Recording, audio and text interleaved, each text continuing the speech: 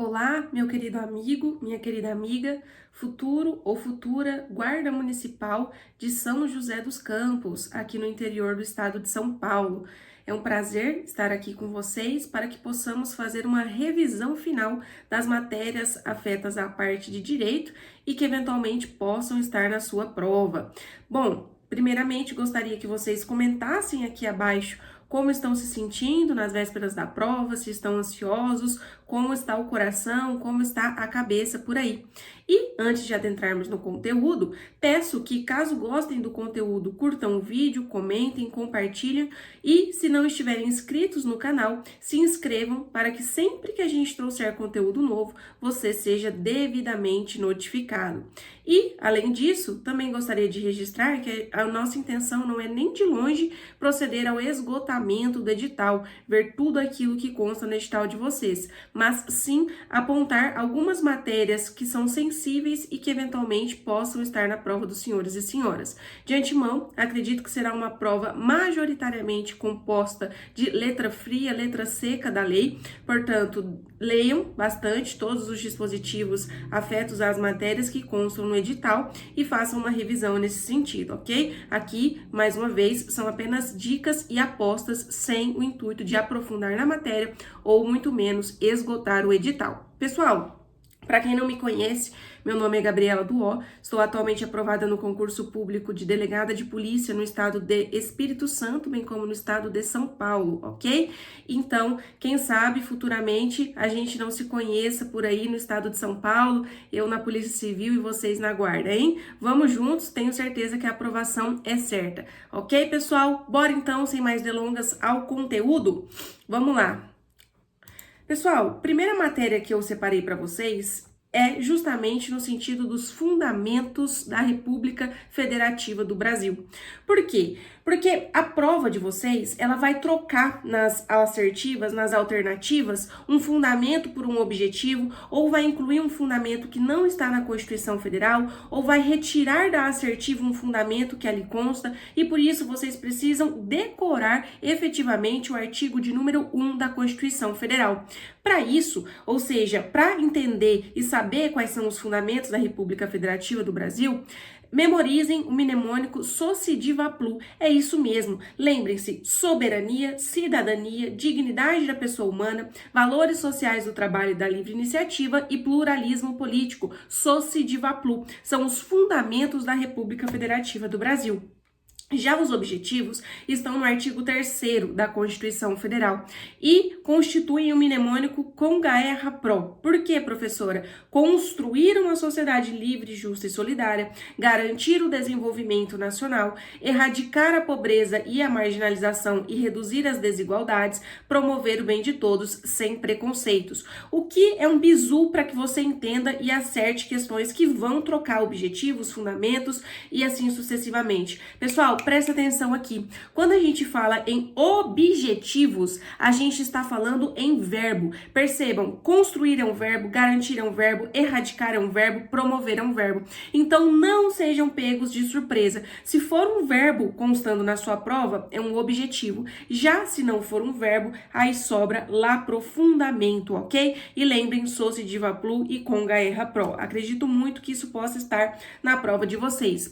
Para além disso, artigo 144 da Constituição Federal traz de forma exaustiva, taxativa, os órgãos afetos à segurança pública. O que significa ser um rol exaustivo, taxativo?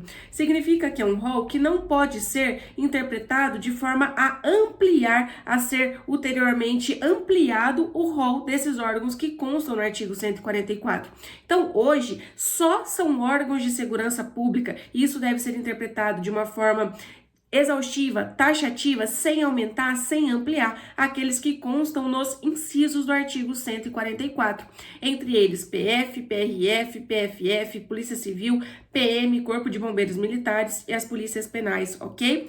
A Guarda Municipal infelizmente, não consta no rol dos incisos do artigo 144 e, portanto, apesar de certa forma, pragmaticamente, ou seja, na prática, atuar em prol à segurança pública, não consta efetivamente no rol taxativo e exaustivo do artigo 144. Então, tomem cuidado para que não sejam pegos de surpresa, ok?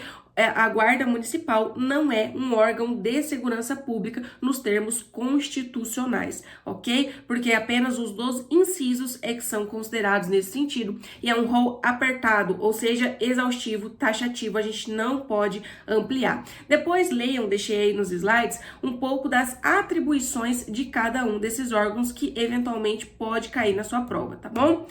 Pessoal, avançando, ainda gostaria de falar com vocês que a lei é que vai disciplinar a organização e o funcionamento dos órgãos responsáveis pela segurança pública de maneira a garantir a eficiência de suas atividades. Isso é um entendimento, um posicionamento legal e a gente amplia e traz ainda a seguinte informação, que os municípios poderão constituir guardas municipais destinadas à proteção de seus bens, serviços e instalações conforme dispuser a lei. Viu que aqui eu trouxe duas assertivas nos termos legais que falam que é a lei que vai fazer essa disciplina e que é a própria lei que vai dispor, que vai criar, que vai efetivar, que vai materializar a guarda municipal para proteger bens, serviços e instalações do município, ok? Porque não está nos incisos do artigo 144, mas está em um de seus parágrafos. Então, o município, através de lei, pode instituir, pode criar a guarda municipal, assim como ocorre em municípios como o de São José dos Campos. Entenderam, pessoal? Então, é de incumbência do município. A lei vai dispor como esses municípios podem constituir a guarda municipal. É a lei que vai constituir esses municípios, ok? Aqui falando de uma forma bem direta e objetiva para que vocês entendam, tá? Então, pessoal, fiquem atentos a isso. Guarda Municipal não está no rol exaustivo, taxativo do 144, mas os municípios podem constituir guardas municipais segundo dispuser a lei, ok? E também gostaria que vocês soubessem, por conta da pertinência temática, que todos os guardas municipais, independentemente do número de habitantes do município, situação em que vai de encontro, que opõe o que é escrito legalmente, estritamente, gramaticalmente no Estatuto do Desarmamento, todos os guardas municipais, independentemente do número de habitantes do município, têm direito a porte de arma de fogo. E detalhe que aqui vocês têm que prestar atenção, em serviço ou mesmo fora de serviço. A prova do senhor e da senhora vai tentar distorcer essa informação, mas não sejam pegos, não caiam em surpresas, ok? É em serviço ou fora de serviço, tá bom, pessoal? Muita atenção nisso. Vamos falar um pouquinho sobre direito penal. Pessoal, direito penal. Primeiro vamos falar o que é crime, né? Existe divergência, existe mais de uma forma de se definir crime, mas analiticamente, que é aquilo que vai cair na sua prova, crime é fato típico, ilícito e culpável. E para além disso, para que o indivíduo seja efetivamente punido, ele tem que ser o fato, não pode ter extinta a sua punibilidade, ok? Então, assim, professor, o que eu preciso entender pra gente falar em poucas palavras numa revisão? Crime, analiticamente, que é o que vai cair na sua prova, então é só o que importa, é fato típico, ilícito e culpável, ok? Prestaram atenção nisso? Fato típico está previsto na lei como sendo de caráter criminoso. Ilícito, a gente não vê uma excludente de ilicitude, ou seja, o fato não foi praticado em legítima defesa, em estado de necessidade, em estrito cumprimento do dever legal, nem no exercício regular do direito. E o agente é culpável, ou seja, ele é maior de 18 anos, ele pratica o fato tendo uma potencial consciência da sua ilicitude, dele, naquela circunstância, era exigível conduta diversa e assim sucessivamente, ok? Só para vocês entenderem a ideia. A gente ainda precisa dividir, pessoal, que pode cair na sua prova, a diferença de dolo e de culpa. O que é dolo? Dolo é a vontade livre e consciente direcionada à prática de uma determinada infração. Então, por exemplo, eu tenho dolo de matar alguém quando eu aponto uma arma para sua cabeça e disparo 10 tiros. Nessa circunstância, eu tenho dolo. Eu quero efetivamente, com o meu algoz, que essa pessoa venha a óbito, faleça, morra, ok? Já a culpa se dá quando a pessoa produz aquele resultado de forma não desejada ou involuntária. A sua conduta, ela é voluntária, ele quer praticar aquela ação, mas com aquela ação ele não quer aquele resultado. O exemplo mais clássico, pessoal, é justamente do artigo 302 e 303 do Código de Trânsito Brasileiro. Depois confiram lá, tá? Que é o crime de homicídio e o crime de lesão corporal culposa na direção de veículo automotor. Porque, percebam, o indivíduo, ele quer conduzir o veículo automotor, por exemplo, em alta velocidade, então ele está sendo imprudente, mas ele não quer matar alguém com aquela conduta, ele não quer lesionar alguém com aquela conduta, ok? Então, percebam isso. No dolo, a vontade livre e consciente, a pessoa quer a produção daquele resultado, enquanto na culpa, ela quer para aquela conduta, mas ela não quer aquele resultado, ok? E aí, lembrem-se também que só existe crime culposo, que é aquele sem a vontade do resultado, quando o agente age de forma imprudente, negligente ou imperita. Imprudente, negligente ou imperita. Não vai dar para destrinchar cada uma delas, mas se cair na sua prova, já liga o radar. Além disso, pessoal, só existe crime na modalidade culposa quando a lei assim prevê. Ou seja, por exemplo, o crime de furto, o crime de roubo, o crime de estelionato, eles não existem na modalidade culposa, porque não tem como a gente furtar, roubar ou praticar o estelionato sem que ele efetivamente queira aquele resultado. Ele tem que querer. Então, por isso, o legislador, ou seja, quem vai fazer a lei, ali no momento já não prevê que será punida a modalidade culposa. Diferentemente do crime, por exemplo, de lesão corporal e de homicídio, que sim, como o exemplo que eu dei há pouco, seja o do Código de Trânsito Brasileiro, quando a pessoa está na direção de veículo automotor, ou seja o crime de homicídio e lesão corporal do Código Penal, que quando o indivíduo não está lá na direção de veículo automotor,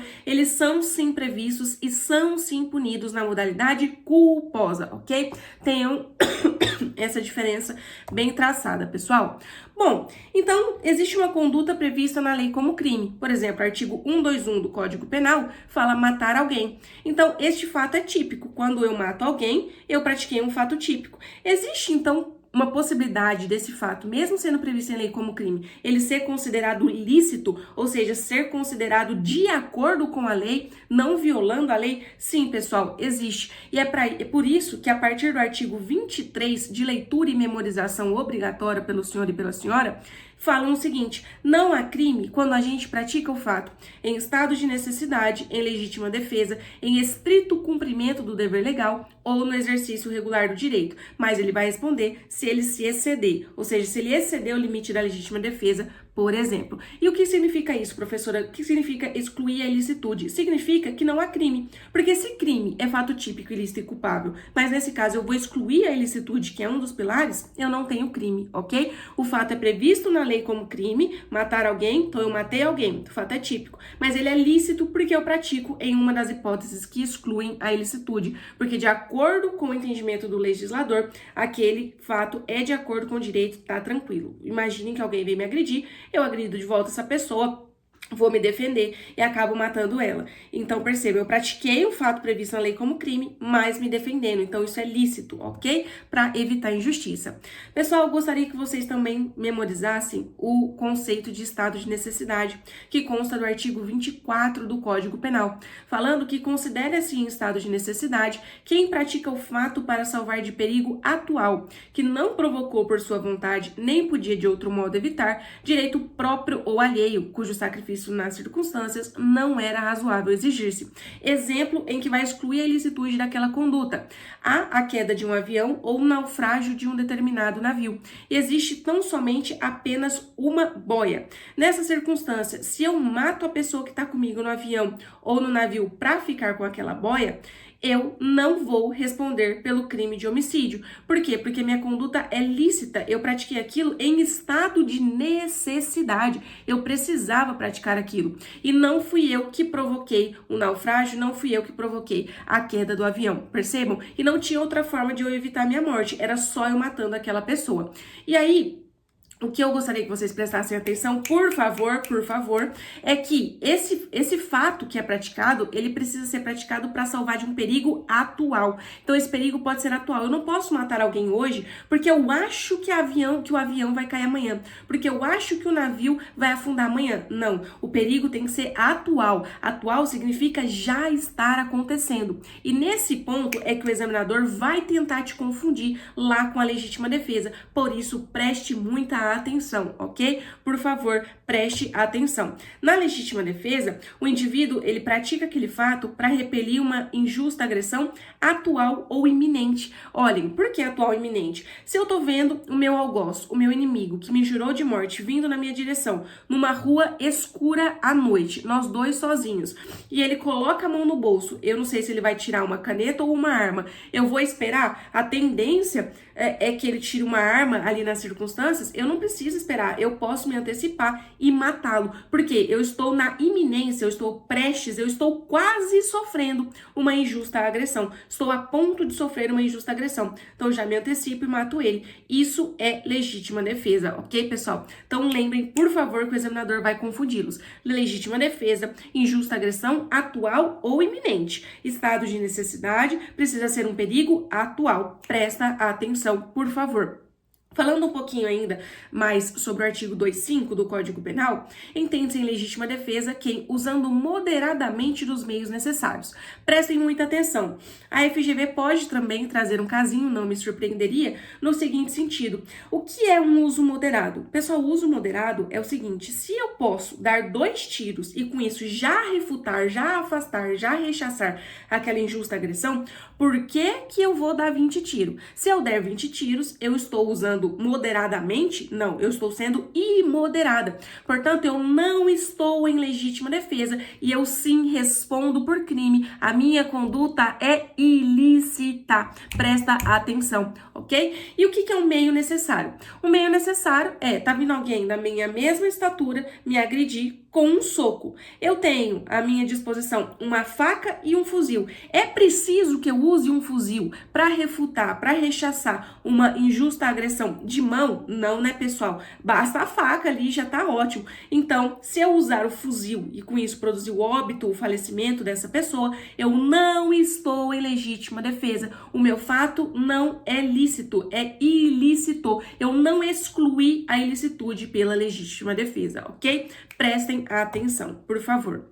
Artigo 14 do Código Penal ainda vai trazer o seguinte: quando um crime é consumado, quando nele se reúnem todos os elementos de sua definição legal. Então, quando eu consumo o crime de homicídio? Quando eu efetivamente pratico todos os elementos do artigo 121 do Código Penal, que diz matar alguém, ou seja, quando a pessoa efetivamente falece. Já o crime será tentado quando eu inicio a execução. O que é iniciar a execução?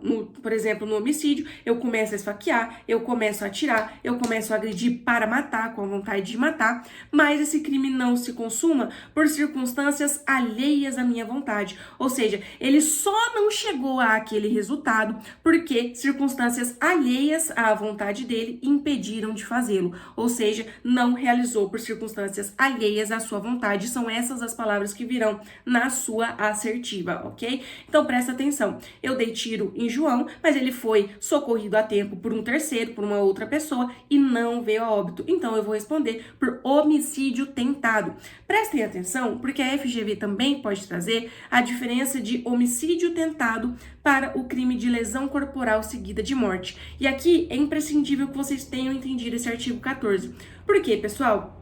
Bom, homicídio tentado é esse caso que eu falei. Eu queria matar, a minha vontade é matar, mas um terceiro socorreu e a pessoa não vem a óbito. Então é homicídio tentado. Já o crime de lesão corporal seguida de morte se dá quando a minha intenção, o meu dolo, lembram lá atrás, é justamente de quê? De produzir lesões corporais em alguém, ou seja, de machucar alguém. Mas, por imprudência, negligência ou imperícia, ou seja, por culpa, lembrem lá atrás, eu acabo produzindo o óbito, o falecimento consentimento à morte dessa pessoa. Nessa circunstância, como que eu queria era lesionar, mas eu acabei, por imprudência, negligência ou imperícia, produzindo a morte de alguém, eu vou responder por lesão corporal seguida de morte. Prestaram atenção? Entenderam como as matérias se encaixam? Dá um exemplo, professora, dessa lesão corporal seguida de morte. Sem prejuízo de posicionamento em sentido contrário, vou dar um exemplo só para fins de entendimento e memorização. Eu dou um soco em João, querendo apenas machucar, ferir o nariz do João para ele parar de mexer o saco. Tá, dei um soco então no João. Eu queria lesionar, mas o João eu acabo exagerando na minha força. Pá, dei um soco no João. Ele bate a cabeça na calçada e vem a óbito. Então percebam, eu não queria matar João, eu quis só lesionar João. Eu sequer assumi o perigo de matar João. Eu não assumi o risco, para mim ali ele não ia morrer, mas ele morreu. Nas circunstâncias ali, ele morreu. Então eu vou responder por lesão corporal seguida de morte, ok, pessoal? Prestaram atenção nisso? Entenderam? Comentem aí abaixo, por favor. Tá, mais um pouquinho aqui ainda de direito penal, agora sobre crimes em espécie. Pessoal, ali nos crimes contra o patrimônio, do artigo 155 até o 157, são os principais crimes, porque abordam justamente furto e roubo. E a diferença entre eles vai cair na sua prova. Furto é subtrair coisa alheia móvel, sem violência ou grave ameaça. Então, por exemplo, eu vejo alguém no busão, pego a carteira dessa pessoa sem violentá-la, sem ameaçá-la. Já no roubo, eu também vou subtrair coisa alheia móvel, percebam o verbo que é subtrair, ou seja, pegar, mas com violência ou grave ameaça. Então, perdeu meu irmão, passa a carteira, senão eu te mato, ok? Peguem essa diferença entre furto e roubo, porque isso pode aparecer na sua prova, tá? Ainda, pessoal, dentro aqui do crime de moeda falsa, gostaria que vocês levassem um entendimento para a prova, porque isso aqui já tá tão massivo que eu acho que o examinador pode sim cobrar o conhecimento de vocês. É o seguinte, quando o indivíduo ele faz uma moeda falsificada, mas essa falsificação é grosseira a ponto de ser incapaz de enganar uma pessoa média, uma pessoa comum, o homem comum, por assim dizer, a gente não vai ter o crime de moeda falsa, mas sim o crime do famoso 171, ou seja, crime de estelionato. Então prestem atenção porque o examinador pode te confundir, seja com um caso prático, seja pela própria interpretação da letra fria da lei. Prestem atenção. Então, moeda falsificada de forma grosseira, a gente vai ter o artigo 171 entrando em ação, ok, pessoal? Como misturam crimes, acho que isso pode cair, acho que isso pode ser cobrado. Aqui dentro de lesão corporal, gostaria que lembrassem, né, do dolo da intenção, que na lesão corporal é ofender a integridade corporal, a saúde de outrem e jamais a intenção de matar. Decorem também, pessoal, as hipóteses de lesão corporal grave e gravíssima. Grave, lembrem do mnemônico PIDA, porque perigo de vida, incapacidade para as ocupações habituais por mais de 30 dias, debilidade permanente de membro, sentido ou função e aceleração de parto.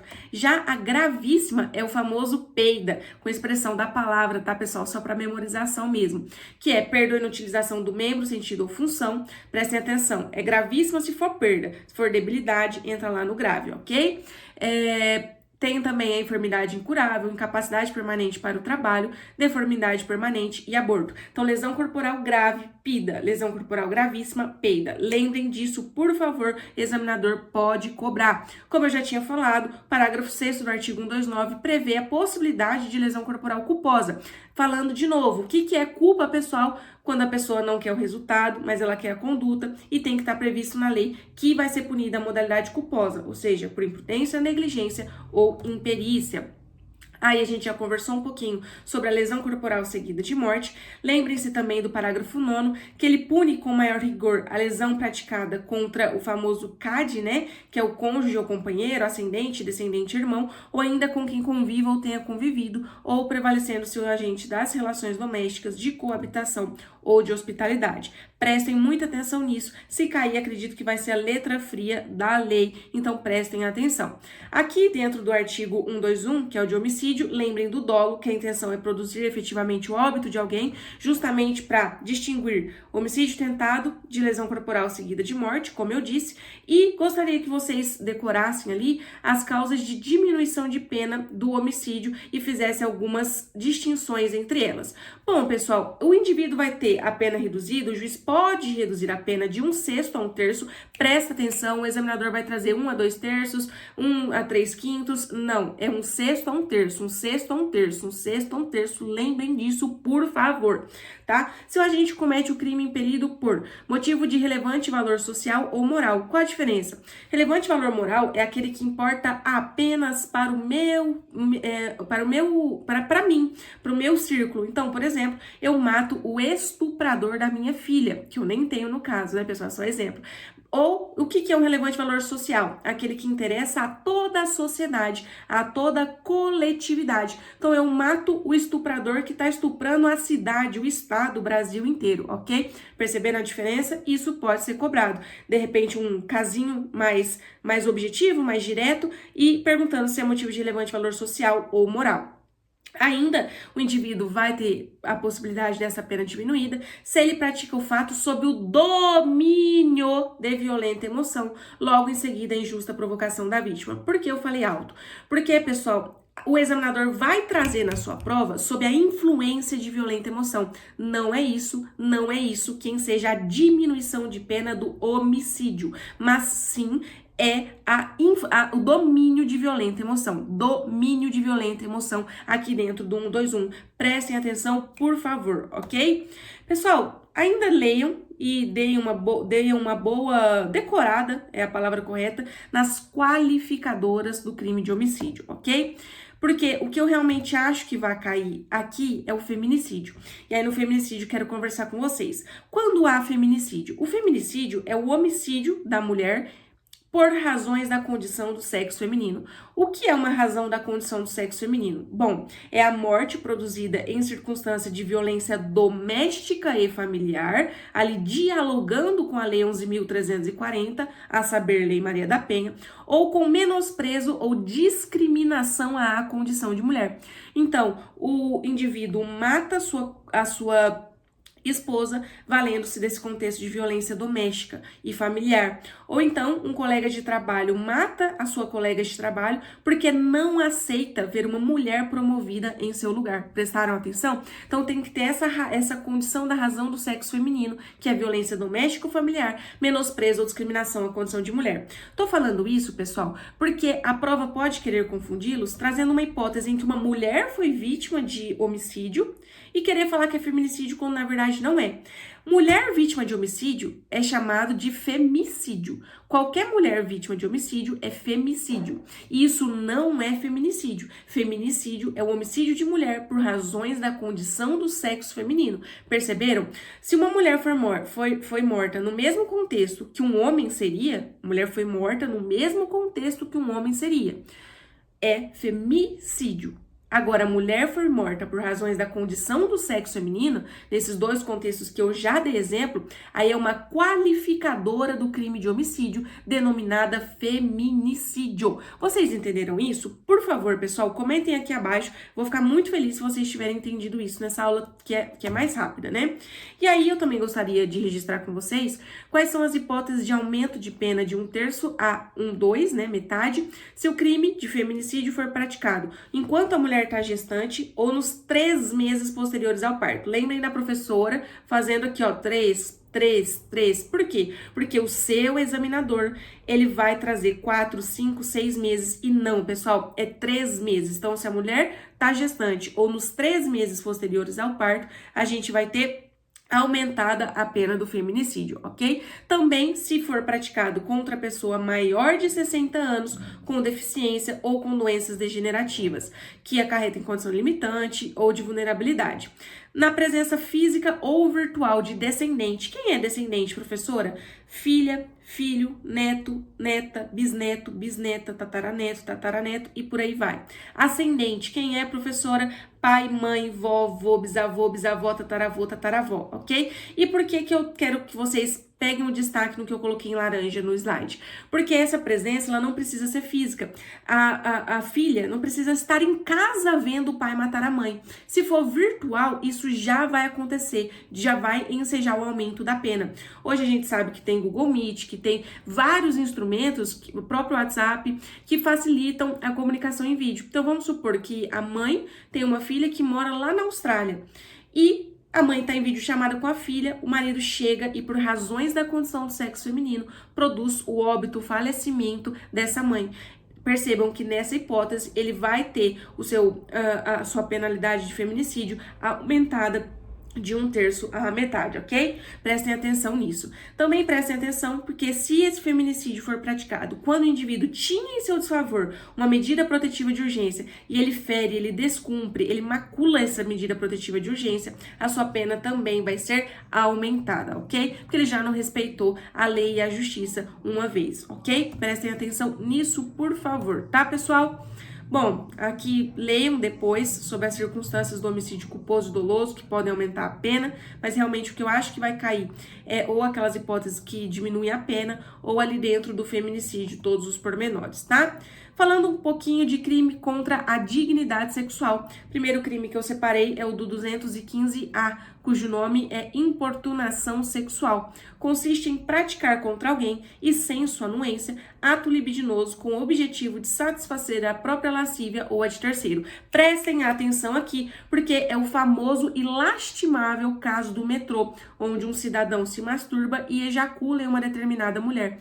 Percebam que aqui ele não emprega violência ou grave ameaça para ter efetivamente um ato libidinoso, uma relação sexual com aquela mulher, mas sim ele pratica sem o consentimento dela um ato libidinoso para satisfazer a sua própria lascívia ou a de uma outra terceira pessoa. Lembrar então dos casos lastimáveis, deprimentes do metrô, de ônibus e assim sucessivamente, tá? Já o estupro, pessoal, e é isso que vai cair porque tem essa diferença de violência ou grave ameaça, se dá com o constrangimento da pessoa mediante violência ou grave ameaça para ter o que? A conjunção carnal ou praticar ou permitir que com ele se pratique outro ato libidinoso, tá bom? Prestem muita atenção nisso, tá? E prestem atenção também porque esses dois crimes, eles são denominados comuns, tanto em relação ao sujeito ativo, que é o autor, é quem pratica aquele crime, como em relação ao sujeito passivo, que é quem é vítima daquele crime. Então, tanto homem como mulher pode ser autor e pode ser vítima, ok? Prestem atenção nisso. A gente vê que as estatísticas apontam mais em um determinado sentido, mas legalmente, para fins de cair na sua prova, é tanto homem como mulher em qualquer um dos lados, ok? Prestem atenção. Inclusive, pode um homem ser autor e um homem ser vítima, e uma mulher ser autora e outra mulher ser vítima, sem problema algum, ok, pessoal? Prestem atenção. Vamos falar ainda, ali nos crimes praticados pelo funcionário público contra a administração em geral, do crime de peculato. O que é o peculato? Ele se divide em 3 espécies. Peculato, apropriação, desvio e furto. O que é? Vamos dar um exemplo, professora, para ajudar no entendimento desse crime, que vocês vão ler aí na íntegra, memorizar o artigo 312. Pessoal, apropriar-se o funcionário público de dinheiro, valor ou qualquer outro bem imóvel de que tenha posse em razão do cargo. Então, eventualmente, um guarda municipal, adequando ao concurso de vocês, ele tem a posse de um determinado computador para a realização do seu trabalho. E ele, valendo-se da posse que ele tem, e ele só tem a posse porque ele é guarda, então em razão do cargo, ele pega para si, como se ele fosse dono, ele se apropria daquele notebook. Ele vai responder pelo crime de peculato apropriação. Já o peculato desvio é quando ele não pega efetivamente, ele não se apropria, mas ele desvia aquele notebook. Então, ele tá tirando dos quadros da administração pública, já valendo-se da condição de funcionário público, valendo-se o quê? Da posse que ele tem daquele bem, ok? Então, o peculato apropriação e o peculato desvio exigem que o indivíduo tenha a posse em razão do cargo daquele bem que está sendo apropriado, ou seja, ele está invertendo o seu domínio sobre aquilo, para não uma mera posse como funcionário público, mas sim para dono, ou ele está desviando aquele bem. Já no peculato furto, o indivíduo ele não tem a posse, mas ele tem uma facilidade proporcionada pelo cargo para ter acesso àquele bem. E aí, para isso, ele subtrai, ou seja, ele pega ou ele concorre para que outro subtraia aquele determinado bem. Um exemplo, um determinado guarda municipal, valendo-se da sua condição de guarda, se apresenta à delegacia de polícia para efetivar algum trabalho e ele tem acesso mais facilitado ao gabinete do delegado de polícia, ou à mesa do escrivão, do investigador, do agente, assim sucessivamente. E ele, valendo-se da facilidade de acesso àquela localidade por conta de ser guarda municipal, ele subtrai um notebook. Perceberam a diferença? Então, prestem atenção, ok, pessoal? Por favor. O que é um peculato culposo? Eu quero que você pare o vídeo e fale na cabeça quais são as circunstâncias, são todos os pormenores da culpa e escrevam aí abaixo se conseguiram lembrar do que a gente falou lá no começo da aula, tá? Nesse caso aqui, pessoal, o funcionário, ele não quer o resultado, mas ele age de forma imprudente, negligente ou imperita e concorre culposamente para o crime de outrem. Professora, não entendi. Um exemplo vai facilitar.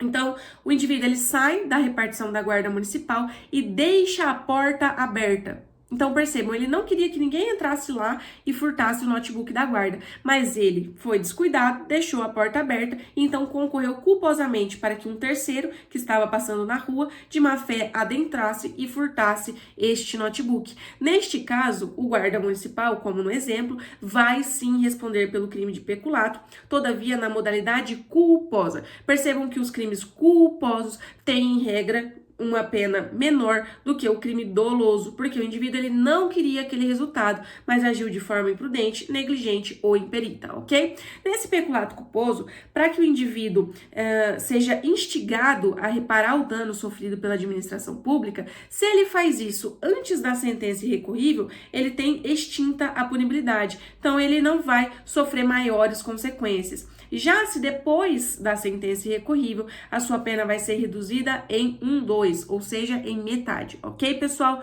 Prestem atenção nisso, decorem isso, por favor. Ainda quero falar com vocês sobre o crime de prevaricação. O que é prevaricação, professor? É um crime praticado por funcionário público contra a administração pública e é quando o funcionário ele retarda, ele deixa de praticar ou ele pratica indevidamente um ato de ofício, ou seja, que lhe era da atribuição, que era de sua atribuição, que era de sua incumbência, que era de sua competência, ou ele faz isso, ele retarda, deixa de praticar ou ele pratica indevidamente. Mas o que eu quero que vocês prestem atenção é o que está em laranja, para satisfazer interesse ou sentimento pessoal. Então, não é qualquer circunstância que enseja o crime de prevaricação. Ele tem que retardar, que deixar de praticar ou praticar indevidamente com a finalidade de satisfazer sentimento ou interesse pessoal. Então, por exemplo, eu, na condição, se Deus quiser, logo empossada como delegada de polícia, vejo alguém furtando. Mas essa pessoa que eu vi furtando é um amigo de longa data, é um amigo de infância. Então eu simplesmente não prendo em flagrante delito e era minha obrigação fazê-lo. Mas eu não faço isso por quê? Para satisfazer sentimento ou interesse pessoal. Não é porque eu estou sendo remunerada por esse meu amigo para fazer isso. Não é porque ele está me dando dinheiro. Não, não é. É porque eu quero satisfazer meu sentimento pessoal, meu interesse pessoal. Perceberam a diferença? Porque se for porque eu estou ganhando dinheiro para não prender ele em flagrante, se for um combinado meu e dele, a circunstância já muda cabalmente, ok? Mas o que vai cair na sua prova, depois me contem, é o artigo 319 do Código Penal, ok? Pessoal, artigo 327 vai trazer pra gente quem é considerado funcionário público. E percebam que para os efeitos penais, é todo aquele que exerce cargo, emprego ou função pública, ainda que transitoriamente, ou seja, não de forma efetiva, perpétua ou sem remuneração, mesmo sem ganhar dinheiro. Vamos dar aí exemplo, o estagiário, o mesário nas eleições são sim considerados funcionários públicos para fins penais, ok? E também é equiparado quem exerce função em entidade paraestatal, que são ali do terceiro setor, mas não precisa se aprofundar nisso, basta saber que pessoa que exerce cargo, emprego ou função em entidade paraestatal também é funcionário público para efeitos penais e quem trabalha em empresa prestadora de serviço contratada ou conveniada para execução de atividade típica da administração pública. Aqui eu coloquei em vermelho, não é à toa, presta atenção, porque sua prova pode trazer típica e atípica, somente atípica, ou para execução de qualquer atividade, e estará errada. É apenas execução de atividade típica da administração pública, ok? Prestaram atenção? Não precisa entender muito efetivamente o que é essa atividade típica, mas é aquela que é prestada efetivamente, que é de incumbência, de atribuição da administração pública. Mas não é isso que vai cair, não precisa se atentar a isso. Basta lembrar que é atividade típica da administração pública, ok? E, pessoal, lembrar que a pena no crime praticado pelo funcionário público contra a administração pública em geral, ela vai ser aumentada da terça parte, presta atenção, terça parte, quando quem praticou esse fato exercer cargo em comissão, função de direção ou assessoramento em órgãos da administração direta, sociedade de economia mista, empresa pública ou fundação instituída pelo poder público.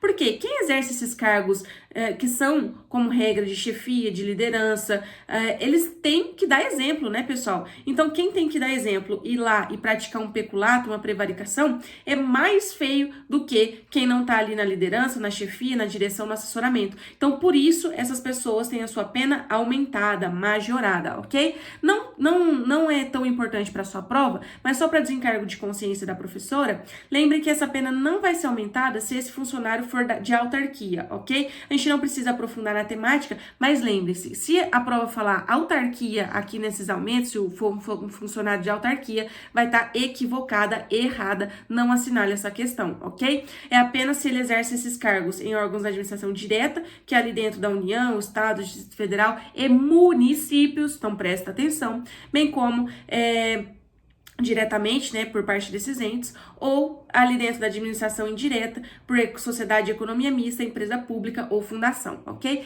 Decorem esse parágrafo 2º do artigo 327, ok, pessoal? E depois me contem se realmente caiu ou não caiu. Vamos falar um pouquinho sobre crime de abuso de autoridade?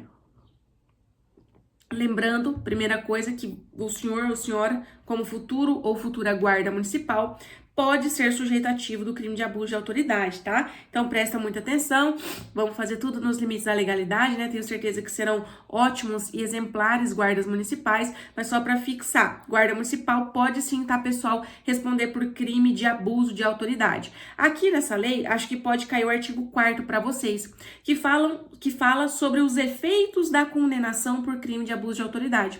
O indivíduo que foi condenado, ele fica obrigado a indenizar o dano causado pelo crime. Isso é automático. Sequer precisa que o juiz justifique, fundamente, ou fundamentar, o juiz sempre tem que fundamentar, né? Mas eu quero dizer assim, isso é automático, isso é um efeito obrigatório, ok, pessoal?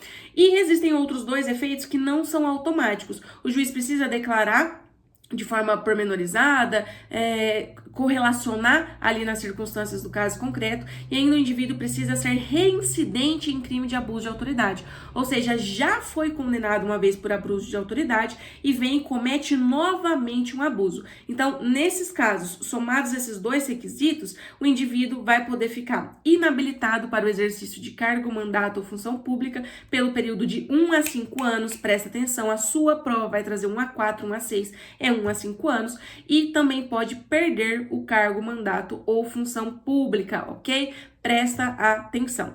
Pessoal, com isso, eu me despeço aqui de vocês nessa revisão, que, como dito, não é para esgotar o edital, mas apenas para dar dicas que eu acho que podem cair na sua prova, acho que são relevantes, que são importantes, mas leiam muito a letra fria da lei, revisem aqui os slides que foram preparados com muito amor e carinho para vocês, ok? Saibam que aqui a gente não é só um curso, a gente realmente é ser humano, né? Lógico. Então, com o coração voltado para vocês, para a aprovação de vocês, torcendo muito em oração, mandando energia e vibração positiva, tá? Depois me contem lá no Instagram como foi a prova, o que caiu, o que deixou de cair. A gente tenta fazer o máximo possível, mas a gente não garante, obviamente, que serão essas as questões cobradas, mas reitero que é tudo preparado com muito amor, muito carinho, muita atenção e cuidado com vocês, ok? E que aqui o que mais vale não é o lado professor, mas sim o lado humano, que realmente faz para que vocês passem, que está em oração e mandando aí toda a energia do mundo, tá? Peço desculpas já para vocês também por conta da minha voz, eu tô bem gripada, debilitada, mas não poderia deixar de gravar essa revisão para vocês, com as minhas apostas e para auxiliá-los, né?